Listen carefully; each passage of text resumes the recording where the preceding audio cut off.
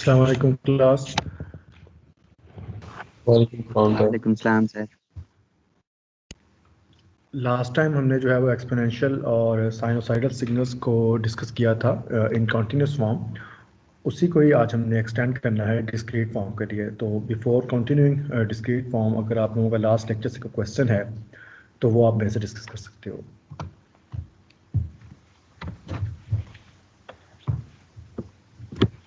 Sir yes sir हमने वो last में एक पढ़ा था कि ई ऑफ जे थीटा जो है वो is equal to a cos j omega plus five के बराबर है, वो वाला नहीं समझ गया। किस पॉइंट की बात कर रहे हो आप? सर ये वो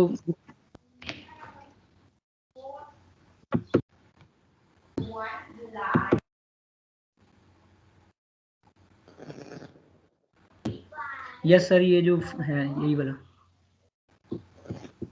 इस स्लाइड के ऊपर सर जो आपने पहले निकाली थी। क्वेश्चन क्या है आपका? Sir E of J omega T जो हमने ये पढ़ा था A of cos omega T plus five के बराबर पड़ा है, इसके इक्वल नहीं आ रहा था ये। इक्वल टू 5 के बराबर पड़ा है।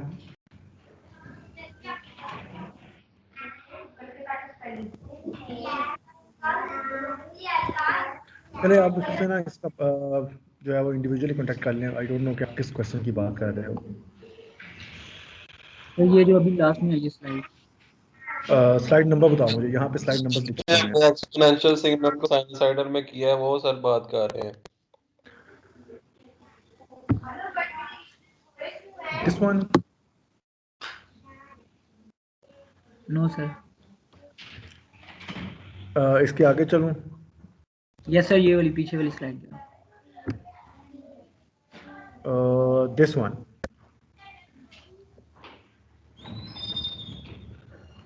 Yes sir.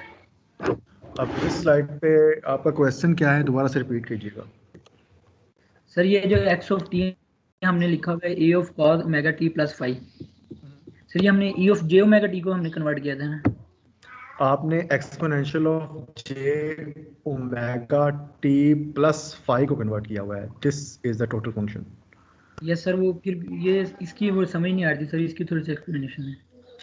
आपने एक्सपोनेंशियल फंक्शंस को अगर आइलर्स आइडेंटिटी से एक्सपैंड करना होता है तो आइलर्स आइडेंटिटी से अगर आप उसको एक्सपैंड करते हो, you will gate two components. One component is called the real component, जिसको हमने इक्वेशन नंबर 1 के अंदर डिफाइन किया हुआ है, and second component is the imaginary part of your exponential function. So basically अगर आप एक्सपोनेंशियल की किसी भी फंक्शन को जो कि इस फॉर्म के अंदर मेंशन होगा उसको आप ब्रेक कर सकते हो in terms of your real part which is cos omega and your imaginary part which will be sin omega. तो ये दो आपके जो हैं वो कंपोनेंट्स हो जाएंगे। अब इक्वेशन नंबर 1 के अंदर वो रियल कंपोनेंट की बात कर रहा है। अब ए साथ मल्टीप्लाई हो रहा है, इसका मतलब ए उसकी मैग्नीट्यूड है।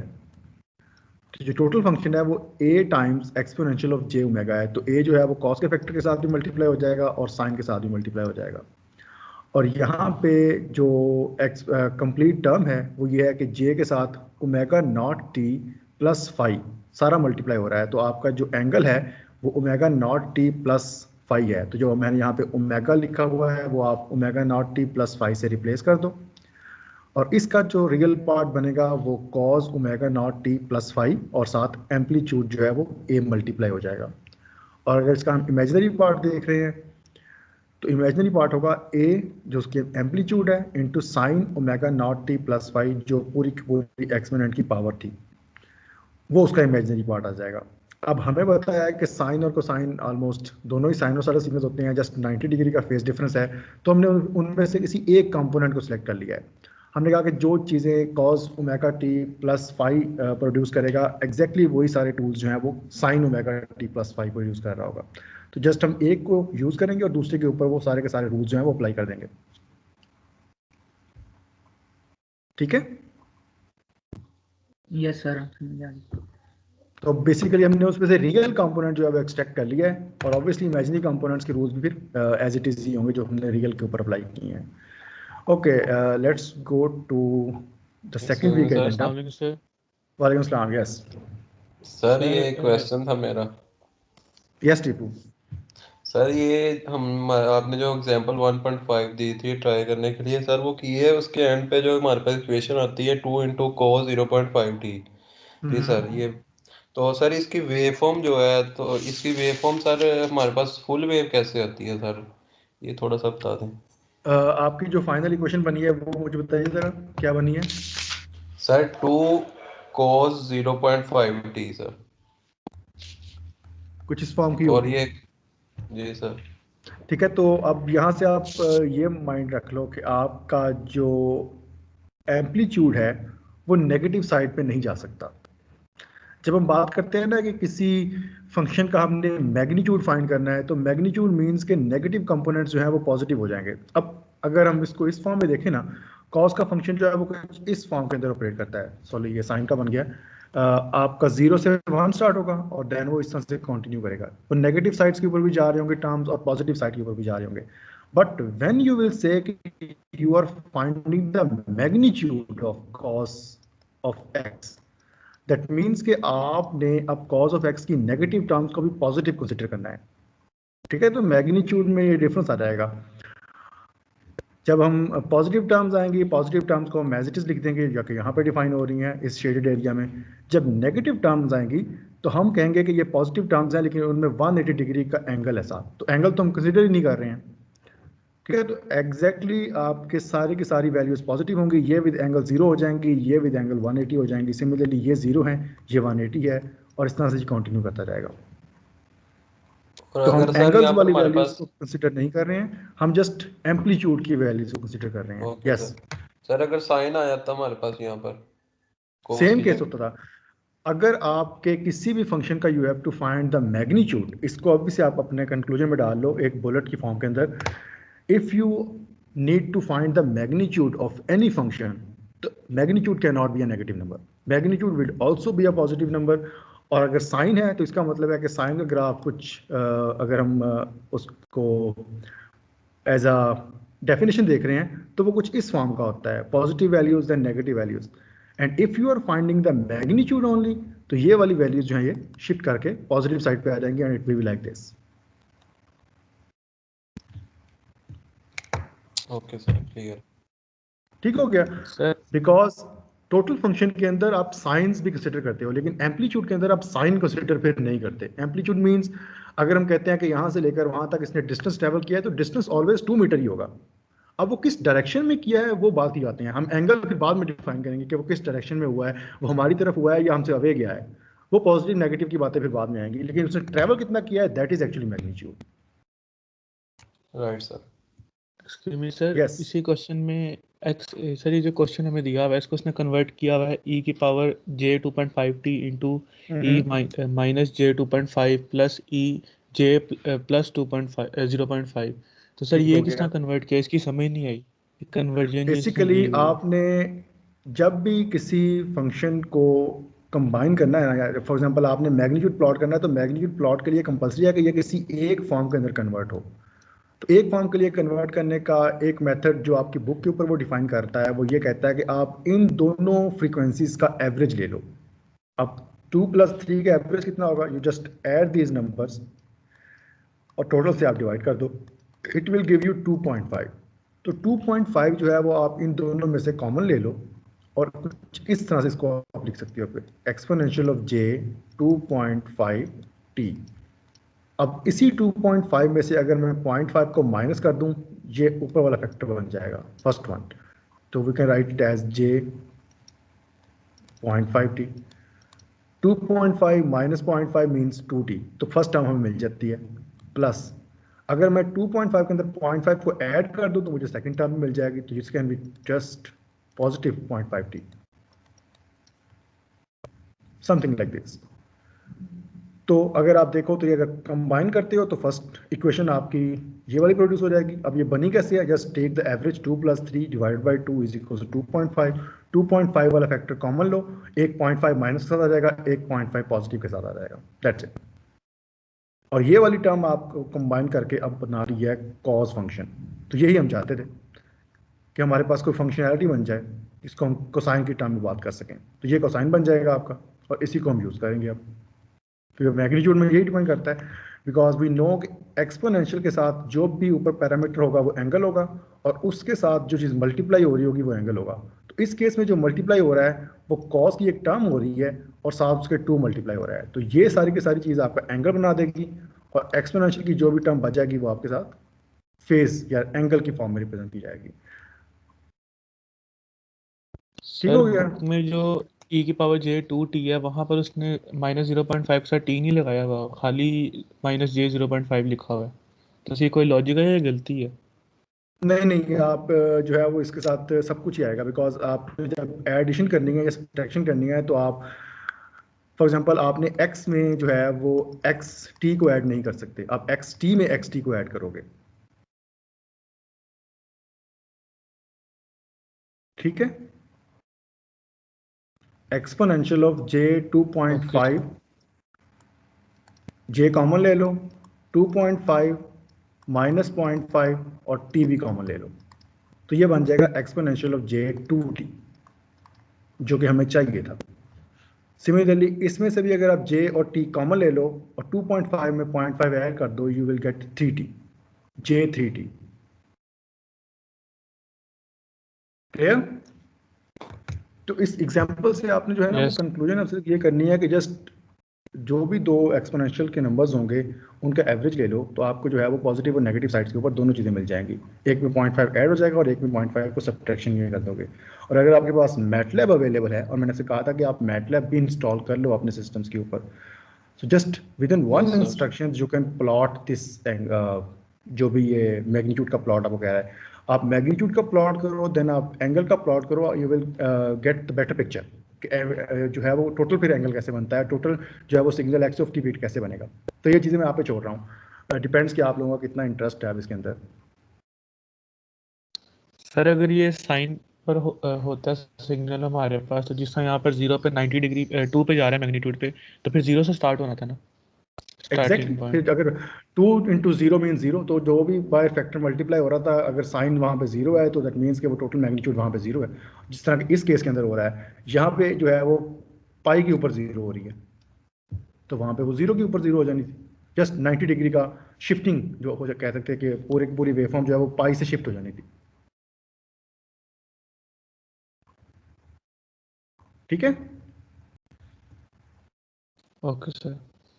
चलें इसको फिर मैं करता हूँ रेस, और हम चलते हैं अपनी नेक्स्ट एजेंडा की तरफ। So the next topic is the discrete time complex exponential and the sinusoidal techniques। Rules सारे हमारे वही होंगे जो हमने कंटिन्यूस फॉर्म के अंदर स्टडी किए थे, जस्ट हम उनको एक बार गो थ्रू करेंगे या रिवाइज करेंगे in the form of discrete signals. So उसके लिए जो पहला आपका डेफिनेशन है सिग्नल की, हम एक सिग्नल डिफाइन करेंगे, signal will be x of N.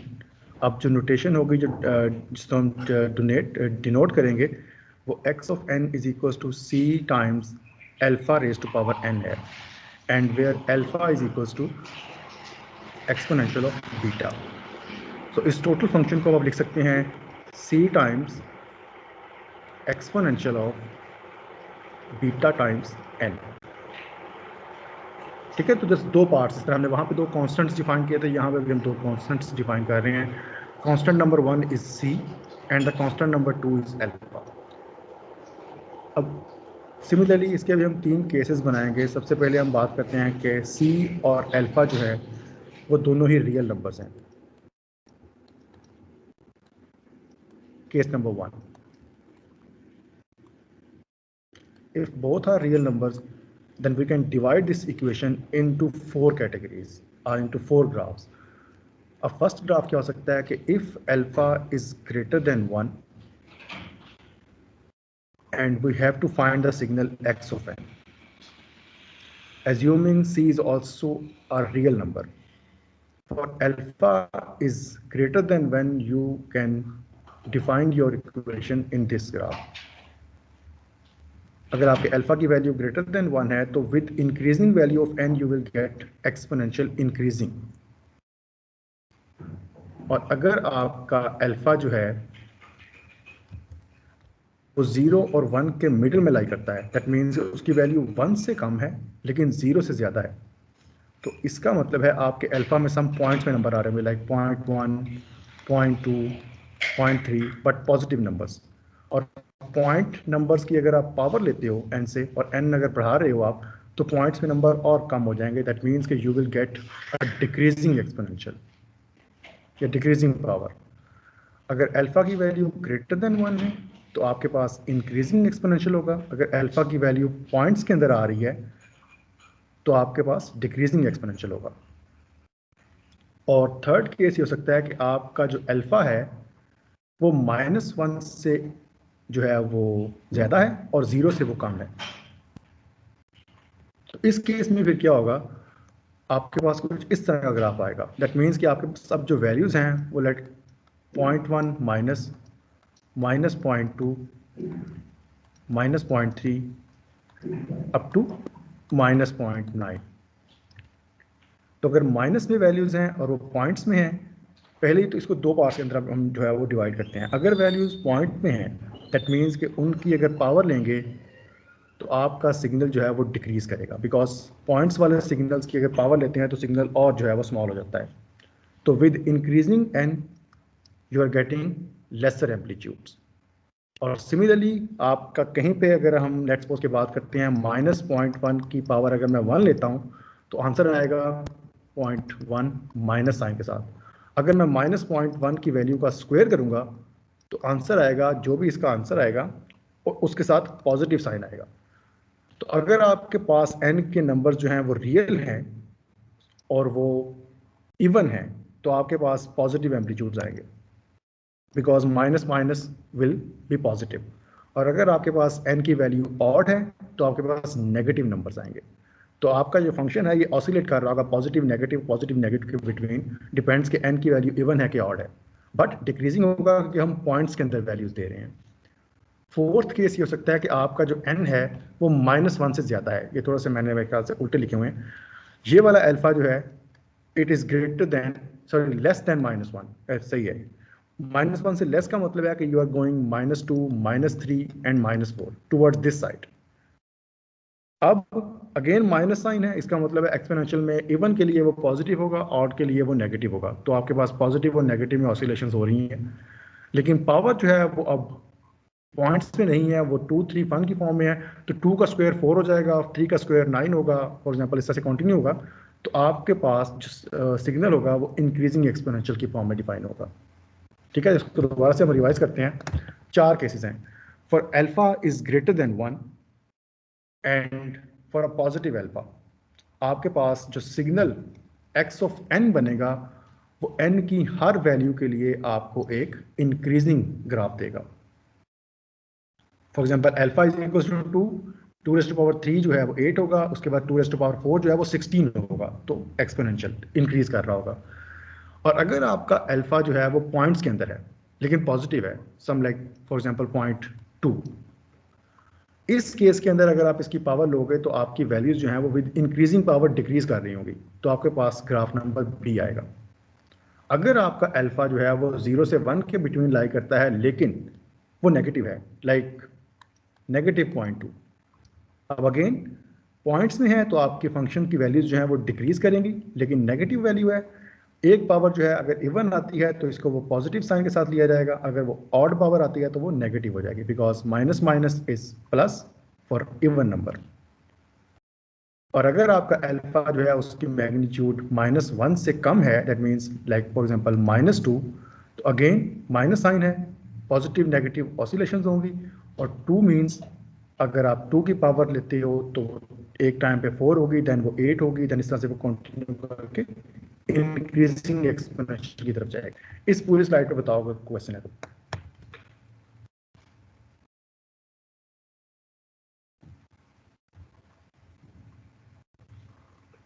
Clear sir. चलें, दैट्स गुड। जस्ट बेसिक है, मैं जस्ट चाहता हूँ कि किसी को कोई एम्बिग्यूटी ना रहे कि ये ग्राफ्स एक्चुअली बने कैसे हैं, बिकॉज ये आपके बुक के ऊपर ये ग्राफ्स उसने इसी फॉर्म के अंदर रिप्रेजेंट किए हुए हैं। For greater than 1, from 0 to 1 and from -1 to 0 and from -1 से जो है वो लोअर साइड की तरफ, माइनस साइन की तरफ। ये 4 ऑप्शन हैं आपके पास। ये तो था हमारा case number 1, if both numbers are real numbers. और अगर हम कहें कि हमारा एक जो नंबर है एक्सपोनेंशियल के ऊपर जो हम डिफाइन करते हैं वो आपका प्योर इमेजिनरी है, लाइक सेकंड केस जिस तरह हमने डिफाइन किया था, और अगर ये नंबर हमारा प्योर इमेजिनरी है तो अब वही वाले सारे केसेस हम अपने फंक्शन को कुछ इस फॉर्म के अंदर रिप्रेजेंट कर सकते हैं, x of n is equals to exponential of j omega naught n। और हमने कॉन्टिन्यूस के केस में इसको ऐसे डिफाइन किया था, j ओमेगा नॉट t, वहाँ पे t था, यहाँ पे हम उसको n से जस्ट रिप्लेस कर रहे हैं, just to make a difference कि ये अब डिस्क्रीट टाइम वैल्यूज हैं।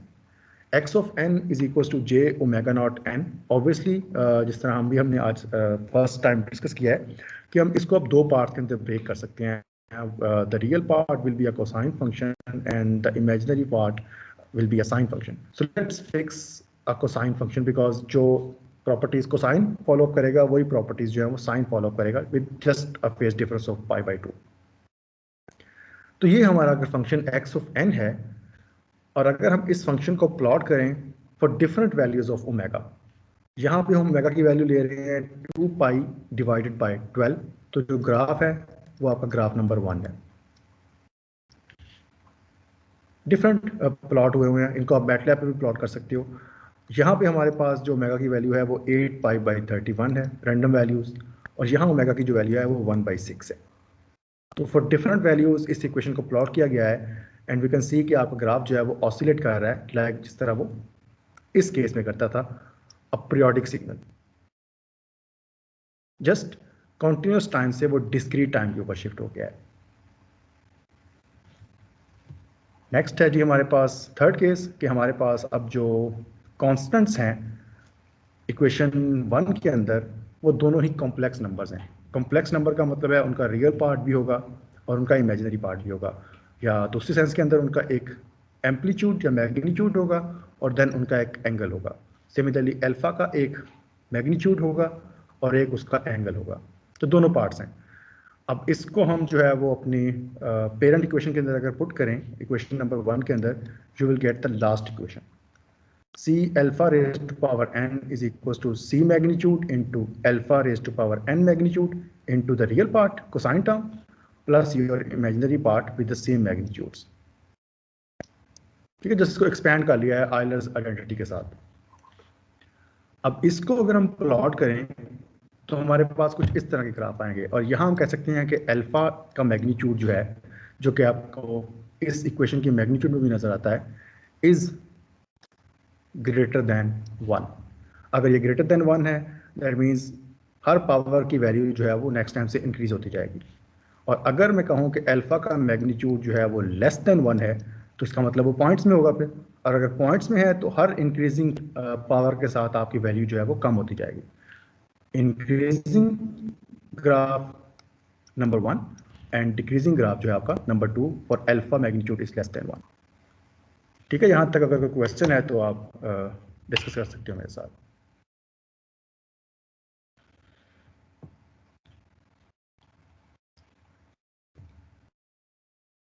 क्लियर?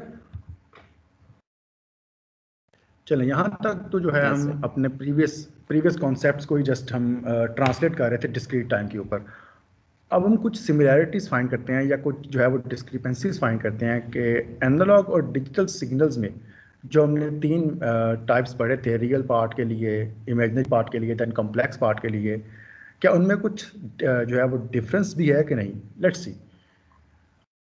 ऑब्वियसली वी नो कि हर प्रॉपर्टी जो आप कॉन्टिन्यूस के ऊपर अप्लाई कर सकते हो that is similar for the discrete time signals, but एक और पॉइंट भी है जो आपको मेक श्योर करना है कि आपको पता है कि अगर आपके पास कुछ सिमिलैरिटीज हैं तो कुछ इंपॉर्टेंट डिफरेंसेस भी हैं। अब वो डिफरेंसेस क्या हैं उनको हम 1 बाय 1 देखते हैं कि हमने किन किन पार्ट्स के अंदर जो है वो वाइजली देखना है कि ये अब करेक्टली हो रहा है कि नहीं हो रहा, क्या ये प्रॉपर्टी आपकी डिस्क्रीट के ऊपर भी अप्लाई हो सकती है कि नहीं हो सकती। In continuous signal exponential of j omega naught t हमने एक एग्जांपल ली थी जिसमें हमने कहा था कि प्योर इमेजिनरी है, या हमने उसको एक और पार्ट का भी नाम दिया था कि cos ओमेगा नॉट t, उसका जस्ट एक रियल पार्ट ले लेते हैं, वो भी पीरियोडिक होता है। वी नो दैट अब अगर हम ये सिग्नल डिफाइन करते हैं, just stick to the cosine function, अगर हम ओमेगा नॉट की वैल्यू को इंक्रीज करते हैं अब ये स्टेप्स आपने माइंड में रखने हैं और समझने हैं। अगर हम ओमेगा नॉट की वैल्यू को इंक्रीज करते हैं, आपके सिग्नल की जो ऑसिलेशंस हैं वो इंक्रीज करती हैं उसी रेट से जिस रेट से आप ओमेगा नॉट बढ़ा रहे हो। फॉर एग्जांपल कॉस 1t आपके पास एक ग्राफ आएगा, कॉस 2t के अंदर आपके पास ग्राफ की जो ऑसिलेशंस हैं वो 2 टाइम्स हो जाएंगी, कॉस 3t के अंदर वो 3 टाइम्स हो जाएंगी, और हर ग्राफ जो है वो पहले ग्राफ से डिफरेंट होगा, एक नया ग्राफ बनेगा। जैसे जैसे आप ओमेगा की वैल्यू को इंक्रीज करते जाओगे, ऑसिलेशंस इंक्रीज करती जाएंगी, और अगर आप इसको फर्दर इंक्रीज करोगे तो वो फर्दर इंक्रीज करती जाएंगी, कहीं पे भी सिग्नल की रेपिटेशन नहीं होगी। Number 2, signal is periodic always for every omega naught. अगर मैं ओमेगा नॉट की वैल्यू को 2 रखता हूँ, सिग्नल इज पीरियोडिक। अगर मैं ओमेगा नॉट की वैल्यू को 3 रखता हूँ, सिग्नल इज पीरियोडिक। अब इसको बेटर अंडरस्टैंड करने के लिए हम जाते हैं अपने मैटलैब के ऊपर, और देन हम इसकी एक बेटर पिक्चर वहाँ पे देखते हैं कि जो बातें हम यहाँ डिस्कस कर रहे हैं उनका एक्चुअली मतलब क्या है। Let me open a MATLAB. Okay, this one. अब यहाँ पे क्या हो रहा है, मैं cos ओमेगा t का एक फंक्शन फाइंड कर रहा हूँ for different values of omega. Let's run this graph, और यहाँ हमें आइडिया हो रहा है कि for omega is equal to 0 you will get a constant DC line, and for omega is equal to pi by 4 हमने उसकी वैल्यू को थोड़ा सा बढ़ाया है, तो आपके पास ऑसिलेशंस जो हैं वो कुछ इस फॉर्म की आ रही हैं।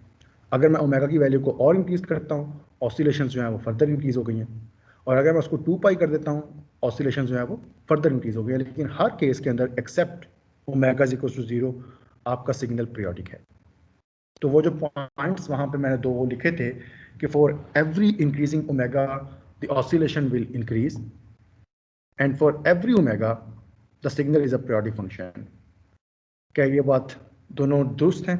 क्या ये दोनों ट्रू हैं as per this MATLAB graph? Yes sir.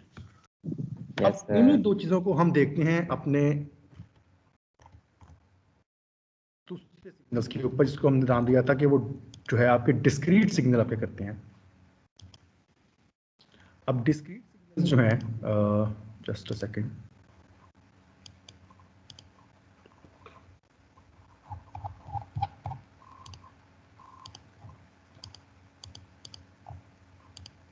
Okay, यहाँ तक हमने कंक्लूड किया है कि for every value of omega we will have different graph, with increasing value of omega we will have different increasing rate of oscillations, and signal is periodic. अब अगर हम कहें कि हमने एक डिस्क्रीट टाइम सिग्नल लिया है, और डिस्क्रीट टाइम सिग्नल हमारे पास ऑब्वियसली एक उसकी बेहतरीन एग्जांपल है एक्सपोनेंशियल ऑफ जे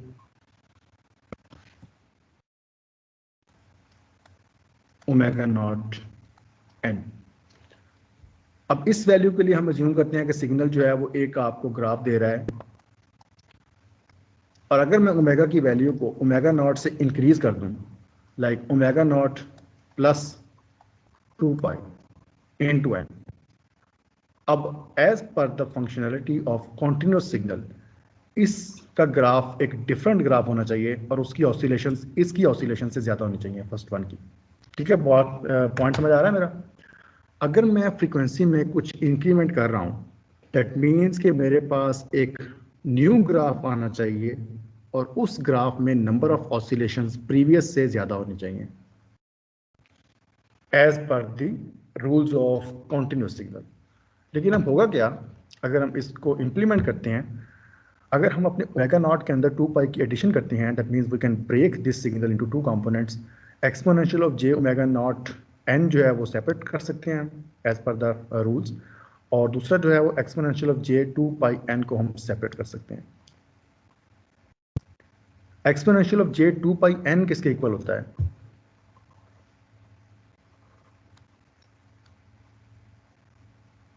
वन के इक्वल होता है। तो इसका मतलब है अगर मैं exponential of J omega naught N को इससे मल्टीप्लाई कर रहा हूँ, दैट मीन्स कि मुझे exponential of J omega naught N का ग्राफ वापस मिल जाएगा। तो ये कॉन्ट्राडिक्शन नहीं हो गया?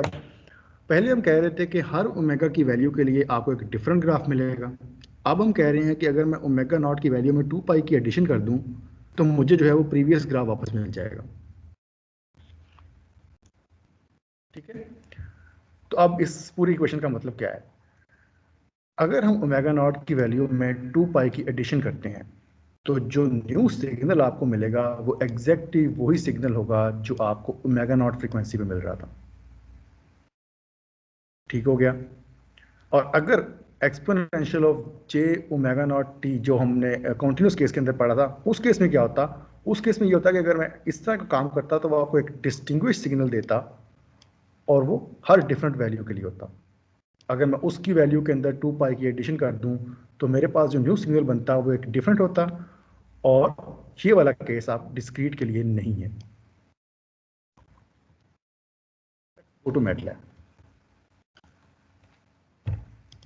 अब यहाँ वही वाला काम हुआ है कि डिफरेंट वैल्यूज के लिए हमने जो है वो कोसाइन फंक्शंस को प्लॉट किया हुआ है।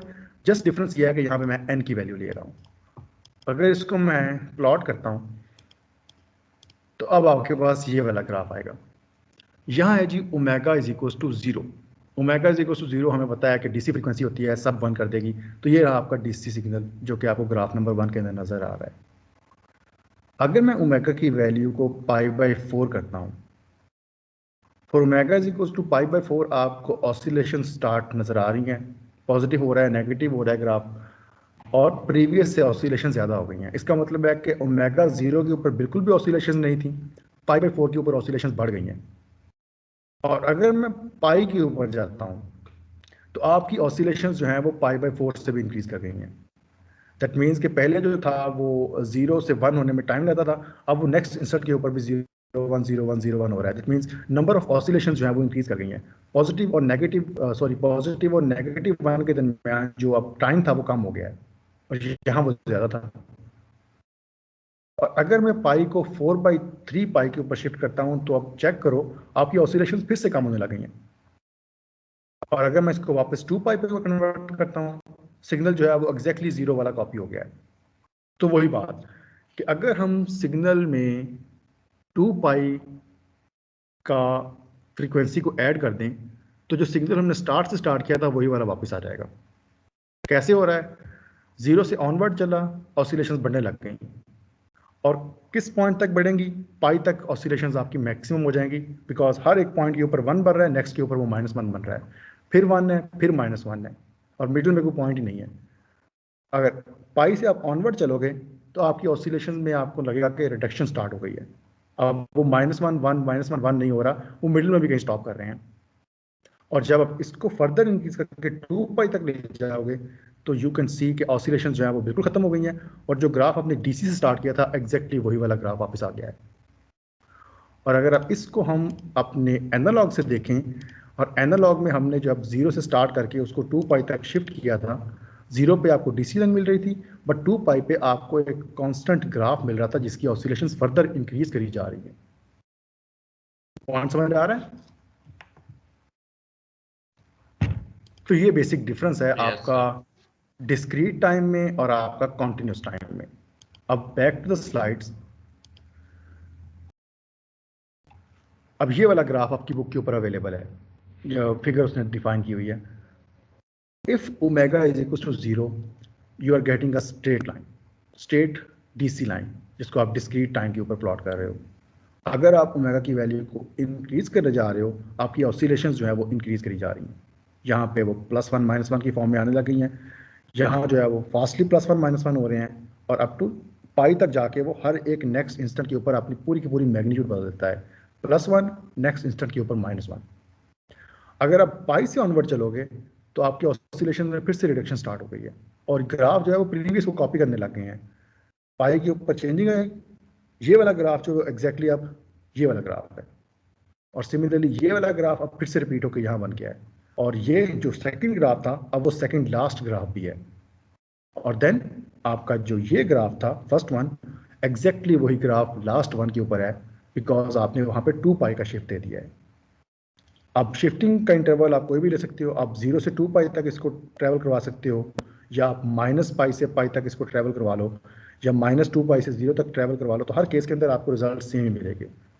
तो करना क्या है, आपने जस्ट इसको 2 पाई का जो है वो प्लॉटिंग करनी है। वो प्लॉटिंग आप 0 से 2 पाई कर लो, या आप -पाई से कर लो पाई तक, या आप -2 पाई से इसको पाई तक 0 तक ट्रेवल करवा दो। हर केस के अंदर आपको जो है वो केसेस सेम ही मिलेंगे। यहाँ तक बताओ कोई प्रॉब्लम है तो।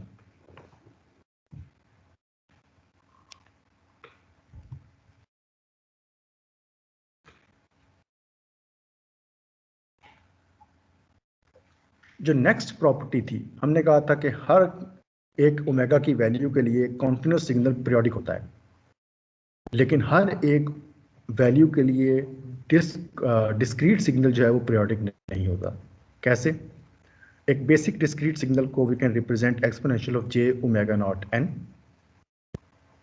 और पीरियोडिक होने के लिए हमें पता है कि कुछ इस तरह का रूल इसको फॉलो करना पड़ेगा। और अगर हम exponential of J omega naught N के साथ उसका एक टाइम पीरियड ऐड भी कर दें, हमें सिग्नल वापस मिलना चाहिए। वही प्रॉपर्टी जो हमने कॉन्टिन्यूस टाइम के अंदर स्टडी की थी कि exponential of J omega not T के अंदर अगर मैं कैपिटल टी को ऐड कर दूं तो मुझे जो है वो एग्जैक्टली ये वाला सिग्नल मिल जाता था। वो क्यों मिलता था? Because exponential of J omega not capital T जो था वो 1 देता था। क्यों? Because omega naught of T जो था वो 2 पाई होता था या 2 पाई का कोई मल्टीपल होता था। ये चीज़ें प्रीवियस जो है हमारी डिस्कशन से आई हैं, वही चीज़ हम यहाँ अप्लाई कर रहे हैं। इसका पीरियोडिक होना कंपल्सरी हो सकता है अगर इसमें मैं प्लस एन का एडिशन करूँ। एन क्या है? इसका टाइम पीरियड है, और सिग्नल वापस जो है वो रिट्रीव हो जाए। ये कब होगा? जब आपका exponential of J omega naught n equal to 1 होगा, लाइक दिस थिंग। अब इसको 1 होने के लिए इस कंडीशन का होना कंपल्सरी है, your omega naught N should be a multiple of 2 पाई। जिस तरह हमने कॉन्टिन्यूस के अंदर बात की थी कि ओमेगा नॉट टी जो है वो 2 पाई के का मल्टीपल होता है, तब ये 1 होता है। और अगर इसको आपने डिस्क्रीट के अंदर 1 करना है, दैट मीन्स कि omega naught N should be a multiple of 2 पाई। ठीक हो गया? अब इसमें से अगर हम ओमेगा नॉट की वैल्यू को जो है वो फाइंड करें तो ओमेगा नॉट की वैल्यू होगी 2 pi small m divided bye n। ये वाली जो अब इक्वेशन है इसको आपने फिंगर टिप्स पे रखना है। ये इक्वेशन हमें डिफाइन करवा रही है कि ओमेगा नॉट तब पीरियोडिक होगा जब उसकी फ्रीक्वेंसी को आप इस फॉर्म के अंदर डिफाइन कर सको। इसको हम दोबारा से लिखते हैं सारा। ओमेगा नॉट पीरियोडिक तब होगा when omega naught is equal to 2 pi times small m divided by capital M। और इसी चीज़ से अगर हमने पीरियड फाइंड करना है तो पीरियड क्या है? पीरियड इस केस में कैपिटल N है, और कैपिटल N क्या होगा? 2 पाई divided by omega naught into small m। ये दो इक्वेशन हैं जो आपकी अब न्यू डिफाइन हुई हैं। सिग्नल जो है वो पीरियोडिक तब होगा जब उसका ओमेगा नॉट जो है वो इस फॉर्म के अंदर डिफाइन होगा, और सिग्नल का जो टाइम पीरियड होगा उसको इस फॉर्म के अंदर होना चाहिए। लेट्स सी, हम कुछ ग्राफ्स देखते हैं। इधर आने से पहले हम जाते हैं अपने मैटलैब की तरफ, बिकॉज वहाँ हम जो है इसको रन टाइम के ऊपर प्लॉट कर सकते हैं। अब ये कोड्स मैंने ऑलरेडी डिफाइन किए हुए हैं, इनको मैं आपके साथ शेयर भी कर दूंगा। अच्छा, ये जो फर्स्ट ग्राफ है ना, ये हमारा केस नंबर 1 है। केस नंबर 1 पे हमने ओमेगा की जो वैल्यू ली हुई है वो है 2 पाई n डिवाइडेड बाई 12। तो यहाँ पे जो ओमेगा है उसको हम कह सकते हैं कि वो है जी हमारे पास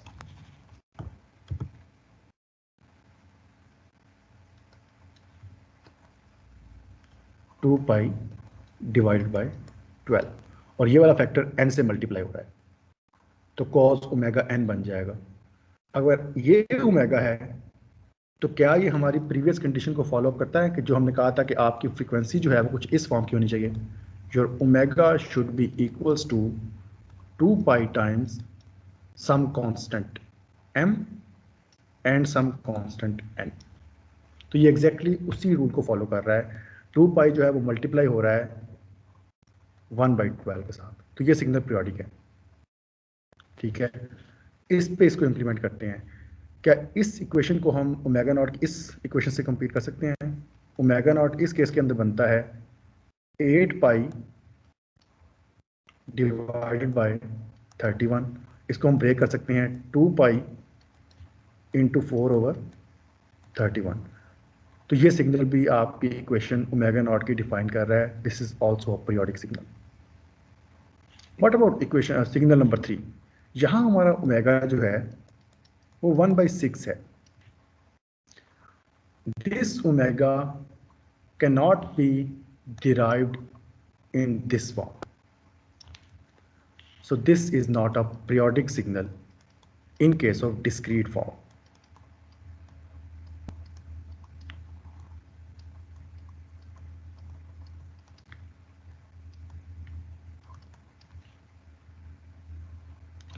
कोई कंफ्यूजन तो नहीं है? No sir. ग्राफ नंबर 1 जो है we can write the omega naught in 2 pi m over n form. If you can write, signal is periodic. Fine. Next signal B, we can write it 2 pi m over n form. Signal is periodic. Graph number 3, इस function को हम 2 pi m over n में convert नहीं कर सकते because pi is also a rational number, some 3 points और irrational number. तो उसके लिए फिर आपको जो है 1/6 में वो कन्वर्जन पॉसिबल अब नहीं रही। तो दैट मीन्स कि इक्वेशन नंबर 3 या graph number 3 is not periodic. Graph number A and graph number B are periodic as per the condition of this omega naught. अब आते हैं वापस अपने मैटलैब की तरफ, चेक करते हैं कि जो हम बातें कर रहे थे ये सारी वाकई सही थी। हमने कहा था ग्राफ नंबर 1 और ग्राफ नंबर 2 पीरियोडिक हैं, तो can you find the periodicity? अगर मैं इस ग्राफ को यहां से स्टार्ट करूं और चेक करूं एग्जैक्टली एट दिस पॉइंट 12 के बाद आपका ग्राफ जो है वो रिपीट कर रहा होगा। सिग्नल अगर वापस रिपीट कर रहा है किसी एक स्पेसिफिक इंस्टेंट के बाद, सिग्नल पीरियोडिक है। यही चीज आप इक्वेशन ग्राफ नंबर 2 के अंदर भी चेक कर सकते हो। अगर मैं आपके ग्राफ पे यहां पे एक पॉइंटर लगाता हूं, इस ग्राफ के बाद सिग्नल वापस रिपीट करेगा। ठीक है, यहां मैक्सिमम था, उसके बाद अगेन 12 पे मैक्सिमम आ गया। फिर ये ग्राफ जो है डिके की तरफ जा रहा है, यहां से भी डिके की तरफ जा रहा है, यहां 0 हुआ, यहां भी 0 था और रिपीट कर रहा है। सिमिलरली यहाँ ग्राफ मैक्स पे था, उसके बाद उसको डिके पे आ रहा है, फिर नेगेटिव साइड पे जा रहा है, लेकिन अभी तक आपको कोई पैटर्न नहीं मिल रहा। अब वो 2 टाइम्स हो गया है, यहाँ पे आपको 2 1s नजर आ रहे हैं। सिमिलरली यहाँ पे एक 1 ऊपर है, एक 1 ज़्यादा नीचे हो गया है अप टिल दिस पॉइंट। इस पॉइंट के बाद ग्राफ फिर से रिपीट करेगा, वही वाला फैशन। पॉजिटिव था, उसके बाद मैग्नीट्यूड में डिक्रीमेंट आया एग्जैक्टली इस पॉइंट का, देन नेगेटिव साइड पे गया और यहाँ पे है एग्जैक्टली वो भी यहाँ पे है। देन आपका पैटर्न जो है वो रिपीट करेगा, पीरियोडिक है। Can you find the period of graph number 3?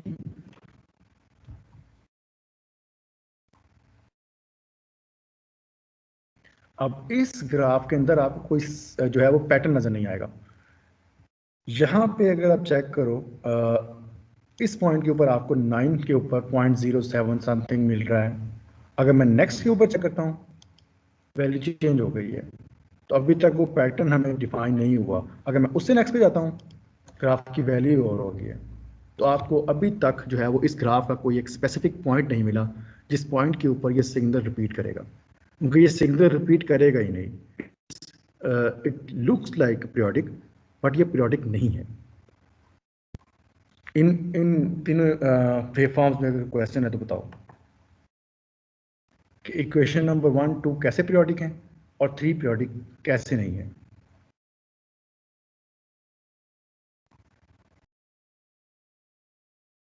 Sir 3 का रिपीट कर दें जरा।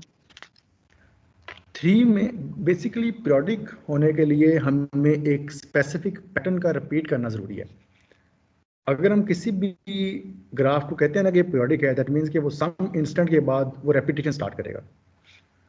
लेकिन ये वाला ग्राफ रेपिटेशन स्टार्ट नहीं कर रहा। हमने 3 केसेस लिए हैं। हमने कहा कि लेट्स सपोज कि यहाँ पे इस ग्राफ का हम वैल्यू फाइंड करते हैं x9 के ऊपर, क्योंकि ये डिके कर रहा था, यहाँ पे इसको 0 जाना चाहिए था, उसके ऊपर ये 0.07 की वैल्यू दे रहा है।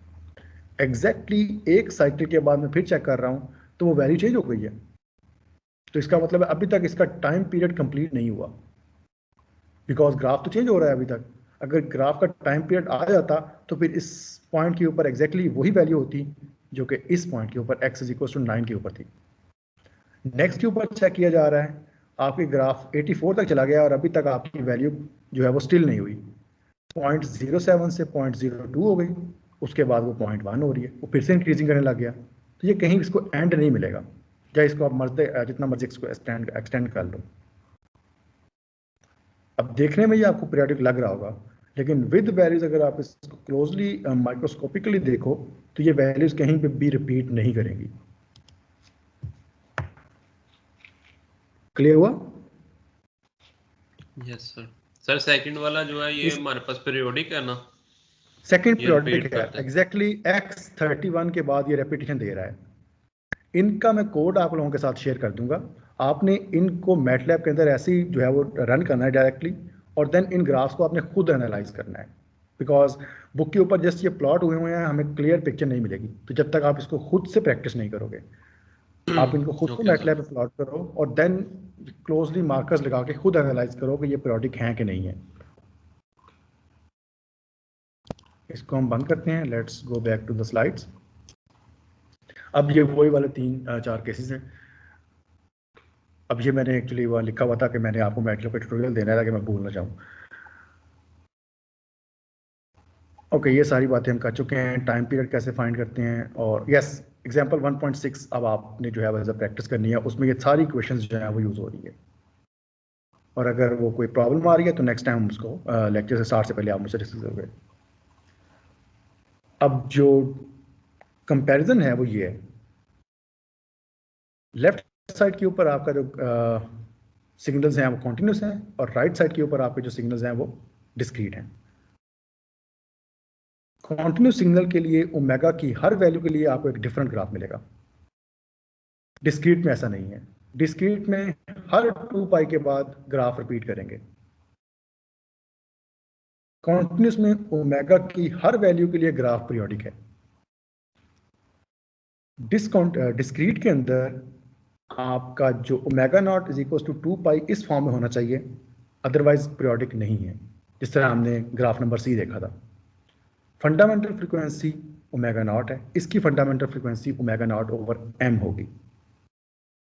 इसका जो टाइम फंडामेंटल पीरियड है वो 2 पाई ओवर ओमेगा नॉट है, और इसका जो पीरियड हमने फाइंड किया है वो m times 2 pi over omega naught है। तो ये कुछ बेसिक डिफरेंसेस हैं जिनका आपको पता होना चाहिए, और इनसे आपने जो मैंने एग्जांपल दिया है 1.6 उसको सॉल्व करना है ताकि आपको ये बेटर अंडरस्टैंडिंग के साथ पता लगे।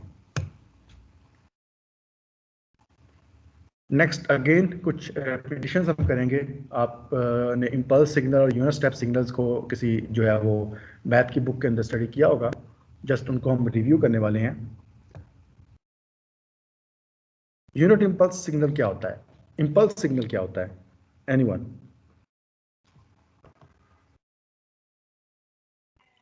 मैग्नीट्यूड 1 होती है इसकी।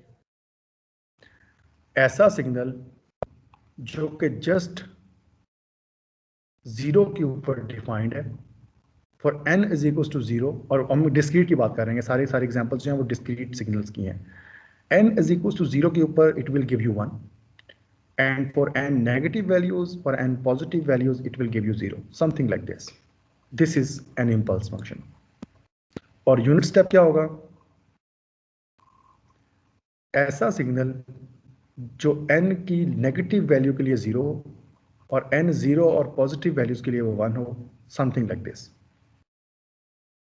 तो इन दोनों में डिफरेंस आप पता होना चाहिए। इम्पल्स जो है वो 0 के ऊपर सिग्नल देगी और पॉजिटिव और नेगेटिव साइड के ऊपर कुछ नहीं है उसका, वो जीरोज हैं। यूनिट स्टेप सिग्नल जो है वो 0 के ऊपर आपको जो है वो नेगेटिव साइड्स के ऊपर आपको जीरोस दे रहा है, और 0 एंड पॉजिटिव साइड्स के ऊपर आपको वो मैग्नीट्यूड 1 दे रहा है अप टिल इंफिनिटी। ये दोनों चीज़ें आपने जो है वो गैस पहले स्टडी की हुई हैं। अब हमें अगर एक सिग्नल का आइडिया है तो we can convert impulse into unit step and unit step into impulse. How? By using these equations. Impulse of n is equals to u of n minus u of n minus 1. अब इसको थोड़ा सा आपको understand करना पड़ेगा ये कैसे बना है। u of n क्या है और u of n minus 1 क्या बनेगा। Let's go back. u of n ये है और u of minus n क्या बनेगा।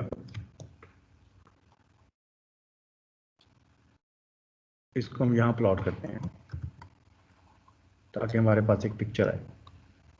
u of n means signal is 0 on negative side और 0 के ऊपर उसकी मैग्नीट्यूड 1 हो जाएगी और देन ऑनवर्ड इसकी मैग्नीट्यूड 1 है और यहाँ है 0 और ये सिग्नल जो प्लॉट हो रहा है ये u of n है। इसी वजह से ये कंटिन्यू करेगा। u of minus n क्या होगा। शिफ्ट करना है टुवर्ड्स नेगेटिव साइड और टुवर्ड्स पॉजिटिव साइड। हमने राइट शिफ्ट करना है कि लेफ्ट शिफ्ट करना है।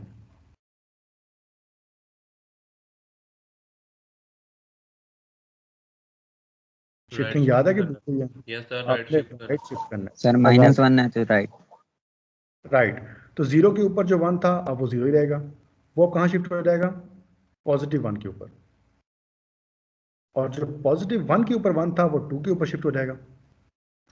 2 वाला 1 जो है वो 3 के ऊपर शिफ्ट हो जाएगा और इस तरह से कंटिन्यू करता रहेगा। और यहाँ पे वैल्यूज हैं 1 2 3, यहाँ थी 0 1 2। अब 0 के ऊपर ये 0 है बिकॉज -1 की वैल्यू 0 के ऊपर शिफ्ट हो गई है और इसको हम नाम देते हैं u of n-1 का। u of n में से u of n-1 को माइनस करना है तो बचेगा क्या, 1 वाला जो पॉइंट है वो इस 1 वाले के साथ कैंसिल हो जाएगा बिकॉज 1 - 1 इज 0। 2 के ऊपर मैग्नीट्यूड इसकी भी 1 है और इसकी भी 1 है 0। एंड कॉन्टिन्यूसली अगर आप राइट साइड के ऊपर ट्रैवल कर रहे हो हर पॉइंट के ऊपर आपको u of n 1 मैग्नीट्यूड देगा। सिमिलरली u of n-1 भी 1 मैग्नीट्यूड देगा। u of n की मैग्नीट्यूड 0 के ऊपर क्या है, 1, और u of n-1 की मैग्नीट्यूड 0 के ऊपर क्या है, 0। It is 0। So 1 - 0 is 1। तो eight 0n we are getting 1 और पॉजिटिव साइड पे जितने वंस थे वो इस u n-1 ने कैंसिल कर दिए हैं। तो जो रिमेनिंग आपके पास सिग्नल बचेगा वो नेगेटिव साइड तो ऑटोमेटिकली 0 थी, पॉजिटिव साइड भी 0 हो जाएगी। जस्ट एक इंस्टेंट के ऊपर आपको सिग्नल मिलेगा and that signal is your impulse signal. इस कॉन्सेप्ट का कोई प्रॉब्लम तो नहीं है इस कॉन्सेप्ट में? No sir. Okay, good. This is how you can convert your unit step signal into an impulse. और ऑब्वियसली फिर इसका कन्वर्स भी अवेलेबल होगा। अगर आपके पास इम्पल्स अवेलेबल है तो उस इम्पल्स को आपने अब यूनिट स्टेप बनाना है। तो करना क्या है, आपने इम्पल्स के इंस्टेंसेस को ऐड कर देना है। Impulse of m summation is equals to -∞ से n तक। अब इस समेशन को एक्सपैंड करते हैं इन द फॉर्म ऑफ ग्राफ, और यहां जो मैं वैल्यू ले रहा हूं वो n ले रहा हूं।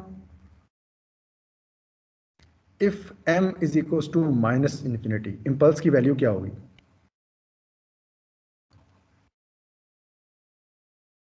इम्पल्स जो है वो सिर्फ और सिर्फ 0 के ऊपर डिफाइन होती है और पॉजिटिव साइड और नेगेटिव साइड के ऊपर इसकी वैल्यूज 1 है, सॉरी इसकी वैल्यू 0 हैं, तो नेगेटिव साइड पे 0। सिमिलरली अगर मैं कहूँ कि इम्पल्स ऑफ -2 फाइंड करनी है तो -2 की वैल्यू क्या होगी, 0। -1 इज ऑल्सो 0।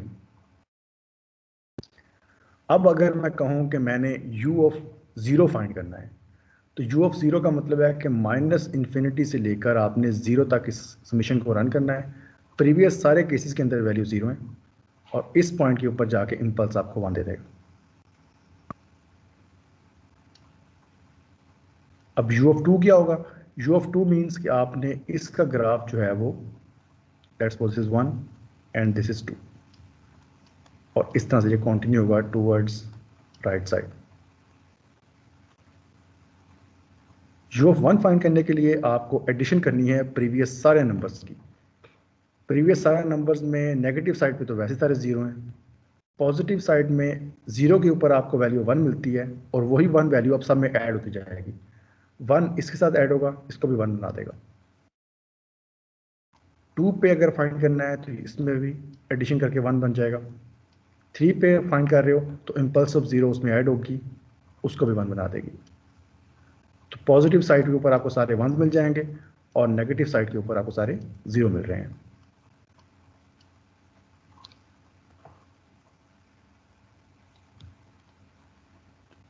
लास्ट पॉइंट की समझ आई आप लोगों को?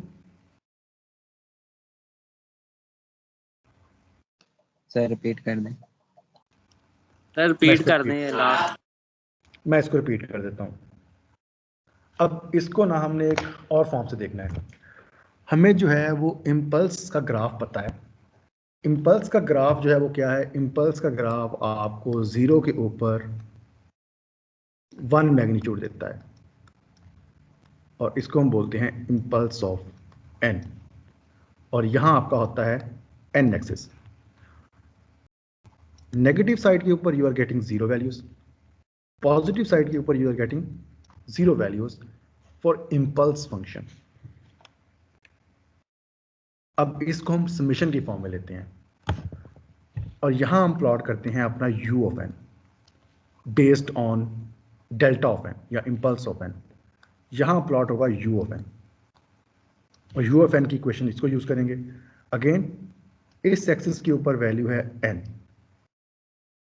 अब हम फाइंड करते हैं u ऑफ लेट्स सपोज के माइनस से स्टार्ट करते हैं, -2 से स्टार्ट कर लेते हैं। u of -2, u of -2 is equals to summation minus infinity से लेकर n की वैल्यू 2 हो गई है, यहाँ पे 2 आ जाएगा, इम्पल्स ऑफ m।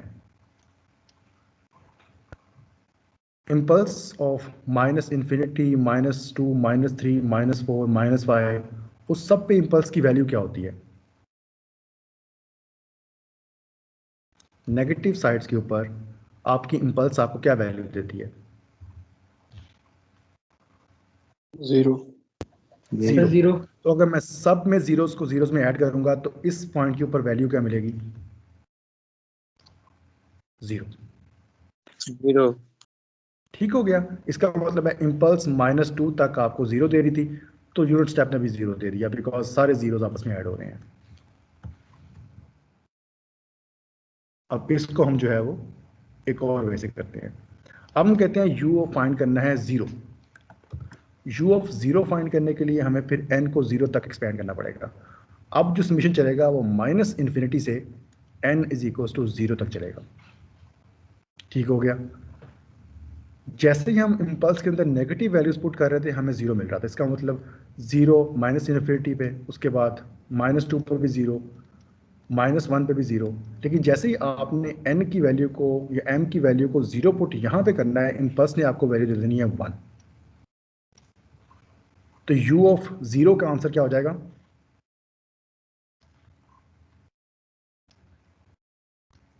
1, बिकॉज ये वाला 1 प्रीवियस नेगेटिव जीरोस के साथ ऐड हो रहा था। तो टोटल फाइनल आंसर क्या बनेगा 0 के ऊपर? 1।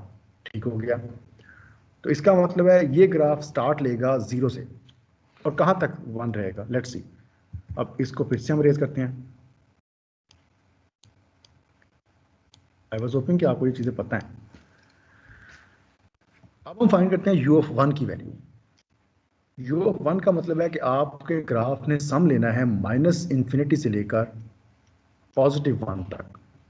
अगेन वही चीजें, नेगेटिव साइड पे तो इम्पल्स वैसे ही 0 है, तो इसका मतलब है 0 + 0 + 0 + 0। अगर मैं इसको -1, -2, -3 एंड सो ऑन। और ग्राफ ने 1 कब होना था? एग्जैक्टली 0 के ऊपर। इम्पल्स की वैल्यू n = 0 के ऊपर 1। ऐसे ही है। और n इज इक्वल टू 2 के ऊपर इम्पल्स क्या होगी, या n इज इक्वल टू 1 के ऊपर इम्पल्स क्या होगी?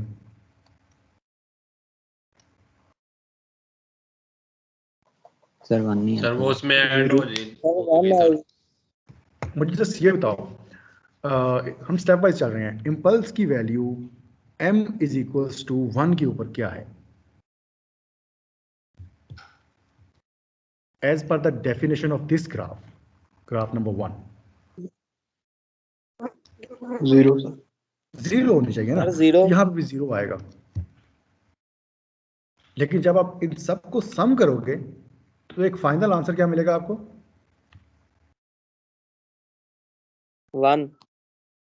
दैट मीन्स कि n इज इक्वल टू 1 के ऊपर भी ये आंसर 1 नहीं है। इसी तरह से अब n की आप कोई भी वैल्यू ले लो, आप 2 ले लो फॉर एग्जांपल, 2 का मतलब है यहाँ पे एक और 0 ऐड हो जाएगा जो कि 2 के ऊपर होगा। अगर 3 ले रहे हैं, एक और 0 ऐड हो जाएगा तो 3 के ऊपर होगा। लेकिन वो टोटल आंसर जो है वो इस 0 इम्पल्स की वजह से 1 ही हो जाना है।